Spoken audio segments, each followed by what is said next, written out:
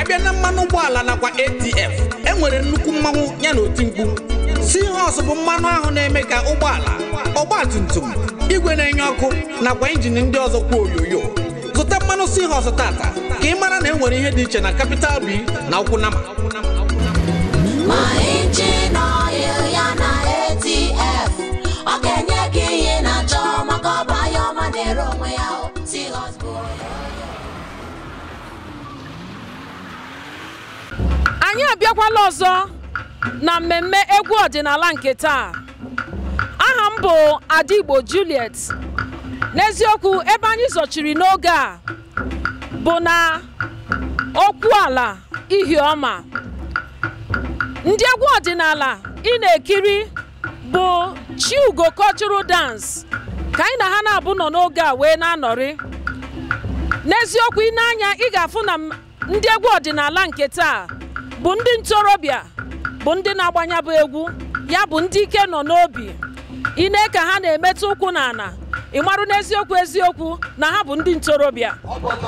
Ya bụ anyị na-asị ka ịnọnyela anyị wee kirie anya bụ mmemme nke egwu ọdịnala nke taa.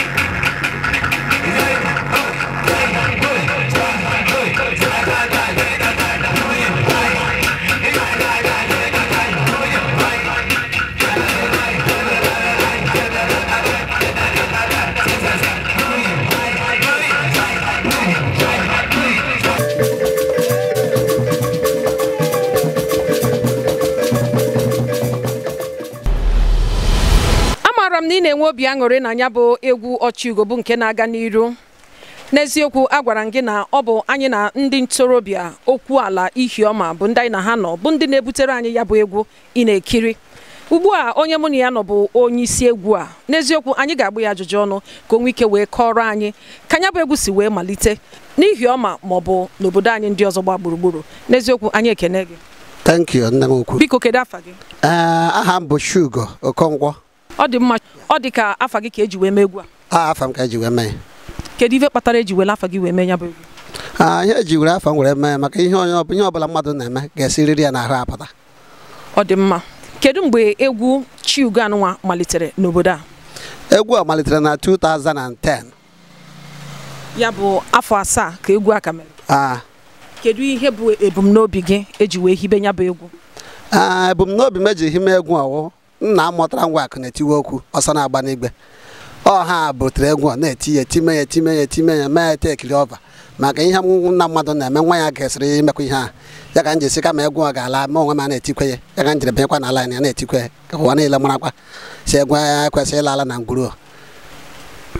Ọ dị mma Chiugo, anyị ekene gị. Dịka unu na-etinye abụ egwu, kedu ka esi abanye n'otu egwu a? Otu esi abanye n'egwu anyị wụ onye ọgwụ chọrọ ịmata egwu anyị mee invite ọ bịa ebe anyị na-akụ egwu anyị agwa ya na anyị si eme nnukwu ihe dị nga ahụ ọ dara na-ezu osi dara na-atọ mmadụ dara okidinapụ na-eme ihe ọ dị mma obodo ahụ ya n'anya anyị ga-ewe ya n'egwu nnabata ya o butere anyị mmanya nye anyị nwe obere ego ji ga-agbata ọjị anyị na ya bịa ya na-adọji ndị na-abatara ya egwu aka obere ihe ọbụla wetara sọfasị aha ya dị mma na-ezu osi anyị ga-anabata ya. Ọ dị mma. Kedu aha na-etu gị n'egwu a? Aha na-etu nwe Shugo nwa akụ na-etiwe okwu. Unu ahụla ka ya bụ egwu si wee na-aga. Onye isi egwu abụ Chiugo ka anyị gbara ajụjụ ọnụ. N'eziokwu ha ga-atụkwala anyị ukwu egwu otu ma ọ bụ abụọ tupu anyị apịachie agba nke taa na ya bụ mmemme egwu ọdịnala.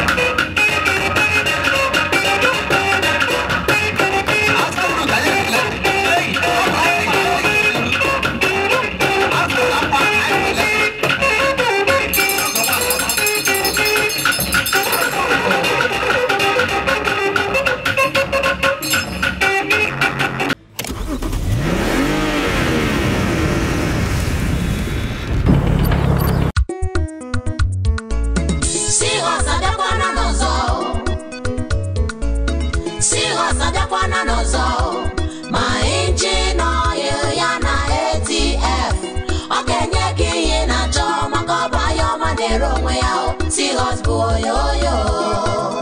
Abịa na mmanụ ụgbọala nakwa ATF enwere nnukwu mmanwụ ya na oti mkpu. Seahorse bụ mmanụ ahụ na-eme ka ụgbọala ọgbatumtum igwe na-enye ọkụ nakwa injin ndị ọzọ kwa oyoyo. Zụta mmanụ Seahorse tata ka ị mara na enwere ihe dị iche na Capital B na Ukwunama. Ma injin oil ya na ATF ọ ga-enye gị ihe na-achọ maka ọba ya ọma na-ere onwe ya Seahorse bụ oyoyo.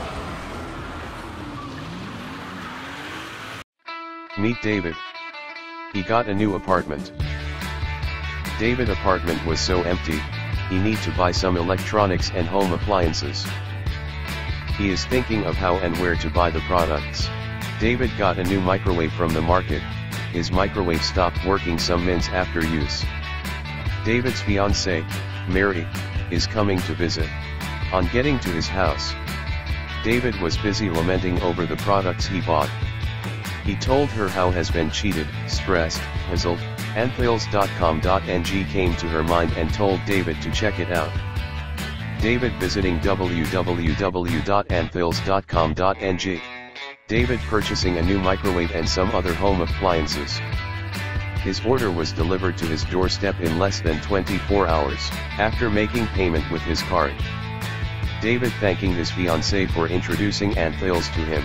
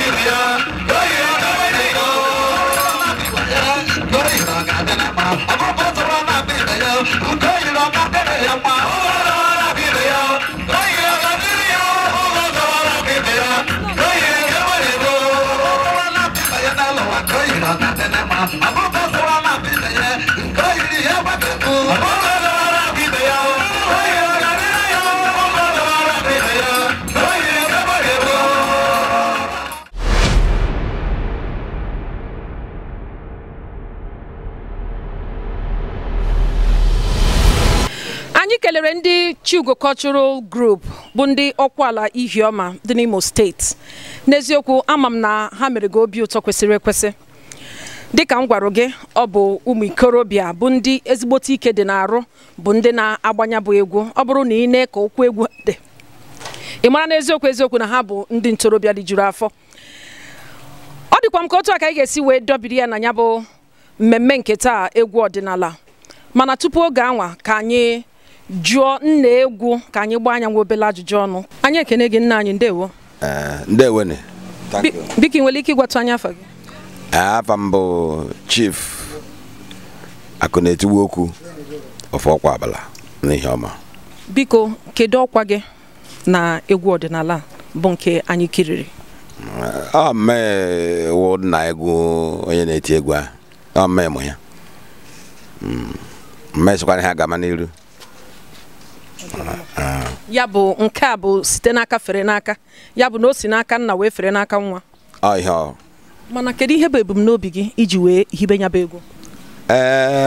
Ọ ihe eji eme ọha na eze obiọma. Onye iwe na-ewe, ọ ga na-ewefezi iwe ofe.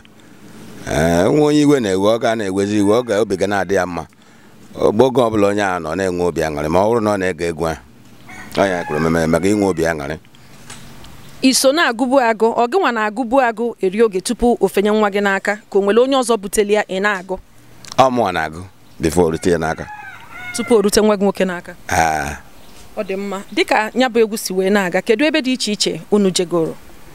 Anyị eje n'ọtụtụ ebe. Anyị eje na Parakọt, anyị eje na Lagos, jee Aba, jee Owerri, jee Ụmụahịa. Anyị eje n'ọtụtụ ebe, ozi na vileji, anyị ebe niile anyị na-eje ebe ọbụla. Kedu ozi nwere ike izi ndị ntorobịa nwa bụ ndị na-ekiri anyị n'oge a? Ndị a na-ekiri anyị, ihe anyị na-agwa ha ahụ ha ga na-enwe obi aṅụrị, na-asọpụkwara na onye sọrọ ha, were nwekwe na ehumisi n'ezinụlọ. Anyị ekene gị. Daalụ.